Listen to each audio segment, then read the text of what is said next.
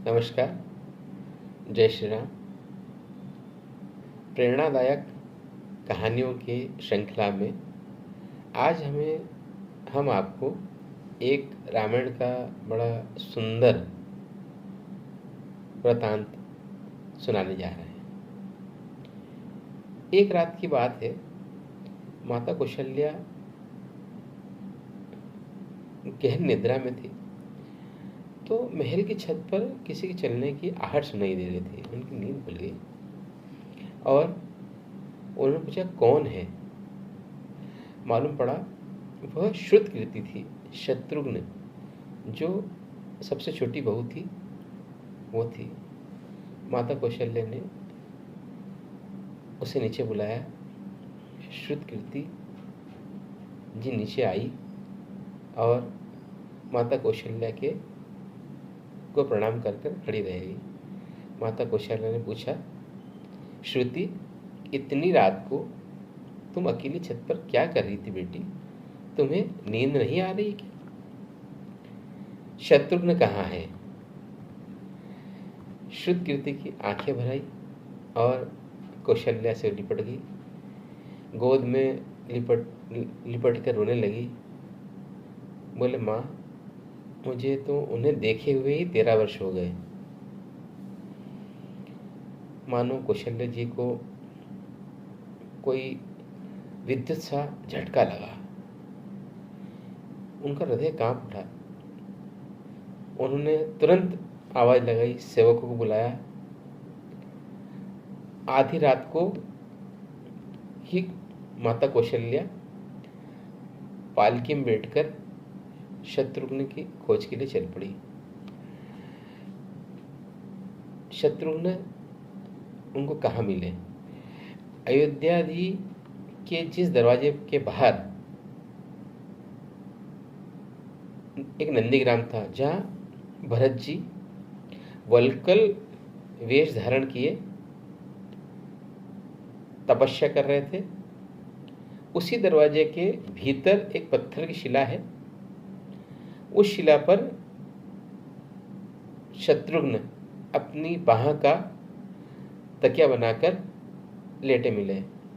माँ कौशल्या उनके सिराने बैठ गई और बालों में हाथ फिराया तो शत्रुघ्न की आंखें खुल गई। उन्होंने कहा, माँ, आप इतनी रात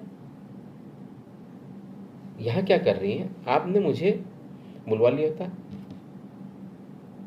मैं स्वयं आपकी सेवा में हाजिर हो जाता। माँ ने कहा, शत्रुघ्न यहाँ क्यों हो? तो शत्रुघ्न जी भी रोने लगे। बोले, माँ, भैया राम पिताजी की आज्ञा से वन चले गए, लक्ष्मण जी उनके पीछे चले गए, भरत भैया नंदीग्राम में है, तो ये क्या महल, रथ, राष्ट्रीय वस्त्र, ये ठाट बाट क्या मेरे लिए है? माता कौशल्या नृत्य हो गई। देखो, ये राम कथा है, यह भोग की नहीं त्याग की कथा है। यहाँ त्याग की एक तरह से प्रतियोगिता चल रही थी और सभी प्रथम थे, कोई पीछे नहीं रहा। चारों भाइयों का प्रेम, त्याग, एक दूसरे के प्रति अद्भुत समर्पण की ये अलौकिक कथा है। रामायण जीवन जीने की सबसे उत्तम शिक्षा देती है। भगवान राम को 14 वर्ष का वनवास हुआ तो पत्नी सीता, माता सीता ने भी वनवास सहर्ष स्वीकार कर लिया, परंतु बचपन से ही बड़े भाई की सेवा में रहने वाले लक्ष्मण जी राम से दूर कैसे हो जाते? माता सुमित्रा से तो उन्होंने आज्ञा ले ली थी वन जाने की, परंतु पत्नी उर्मिला के कक्ष की ओर बढ़ रहे थे तो सोच रहे थे कि माता ने तो आज्ञा दे दी, पत्नी उर्मिला को कैसे समझाऊंगा, क्या बोलूंगा उनसे? यही सोच विचार कर लक्ष्मण जी जैसे ही अपने कक्ष में पहुंचे तो उन्होंने देखा, उनका आश्चर्य का ठिकाना नहीं रहा कि उर्मिला जी आरती का थाल लिए खड़ी थी और बोली, आप मेरी चिंता छोड़ प्रभु राम की सेवा के लिए वन चले जाइए, मैं आपको नहीं रोकूंगी। मेरे कारण आपकी सेवा में कोई बाधा आए, मेरी जीत के कारण, ऐसा मैं कोई कार्य नहीं करूँगी। लक्ष्मण जी को कहने में संकोच हो रहा था, परंतु कुछ कहने से पहले ही उर्मिला ने उनके संकोच को दूर कर दिया। वास्तव में यही पत्नी धर्म है। पत्नी संकोच में पड़े उससे पहली पत्नी उसकी मन की बात को जानकर उसके संकोच को दूर कर दे। लक्ष्मण जी चले गए। 14 वर्ष उर्मिला ने भी एक तपस्विनी की भांति कठोर तप किया। वन में प्रभु श्री राम सीता जी के साथ रहे। लक्ष्मण जी 14 वर्ष तक सोए नहीं और उर्मिला ने अपने महलों को द्वार कभी बंद नहीं किए। वो सारी रात जागकर एक दीपक जलाया था, उस दीपक की लोगों की रक्षा करती थी, उसे कभी बुझने नहीं दिया। मेघनाथ से युद्ध करते समय जब लक्ष्मण जी शक्ति लगी और वो मूर्छित हो गए और हनुमान जी संजीवनी पर्वत को लेकर लौट रहे थे, तो बीच में जब हनुमान जी अयोध्या के ऊपर से गुजर रहे थे तो भरत जी ने उन्हें राक्षस समझकर बाण मारा और हनुमान जी को जैसे ही बाण लगा वो नीचे गिर गए।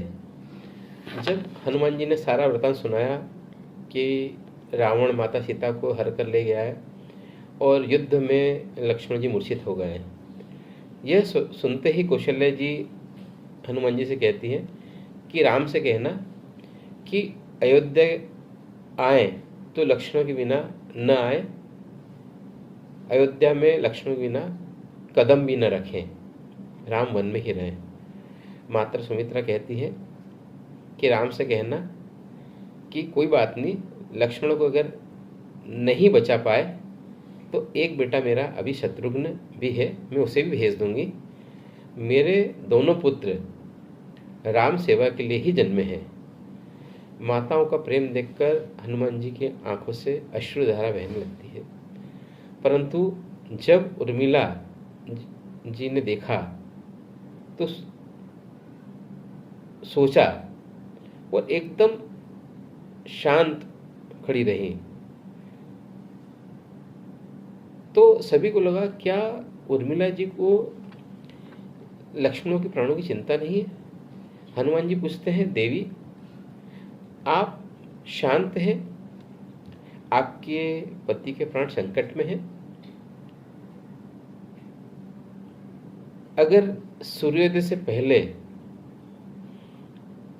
मैं वहां नहीं पहुंचा तो लक्ष्मण जी को कोई नहीं बचा पाएगा।